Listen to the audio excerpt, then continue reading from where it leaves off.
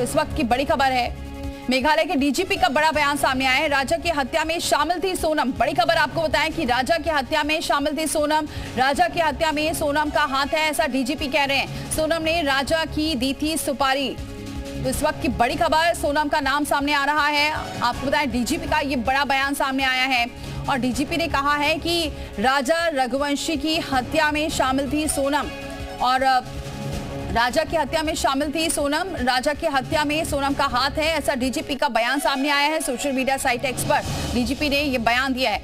Meghalaya CM Konrad Sangma का भी post सामने आया है। 7 दिन के अंदर ही बड़ा खुलासा किया है संगमा का, ये कहना है।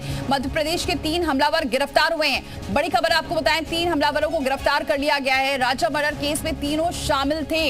एक और हमलावर की तलाश लगातार की जा रही है। ये पोस्ट सामने आए हैं। मेघालय सीएम कोनार्ड संगमा का ये पोस्ट सामने आया है कि 7 दिन के अंदर से पूरे मामले का खुलासा कर दिया गया है और मध्य प्रदेश के 3 हमलावर को गिरफ्तार किया है।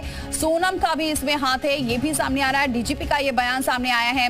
राजा मर्डर केस में एक और हमलावर की तलाश लगातार की जा रही है। तो लगातार मेघालय जो सरकार थी वो इस मामले पर जांच कर रही थी और 7 दिन के अंदर इस पूरे मामले का खुलासा किया है, क्योंकि मध्य प्रदेश सरकार ने भी इस पर इंटरवीन किया था। वहां के सांसद भी मेघालय पहुंचे थे और इस पूरे मामले को, ये पूरा हाई प्रोफाइल मामला हो गया था और अब जाकर इस पूरे मामले का खुलासा हो रहा है, जिसमें सीएम ने खुद पोस्ट किया है और कहा है कि इस पूरे मामले का 7 दिन के अंदर खुलासा कर दिया गया है। और इस पूरे मामले में डीजीपी का जो बयान आया है, उसमें जो पत्नी सोनम है वो इस पूरे हत्या में शामिल थी। इसमें और जानकारी जुटाई जा रही है, लेकिन 3 हमलावरों को गिरफ्तार किया गया है। एक की तलाश लगातार अभी भी जारी है। तो 3 हमलावरों को गिरफ्तार किया गया है। क्या वजह है, अब इसका खुलासा भी सामने होगा।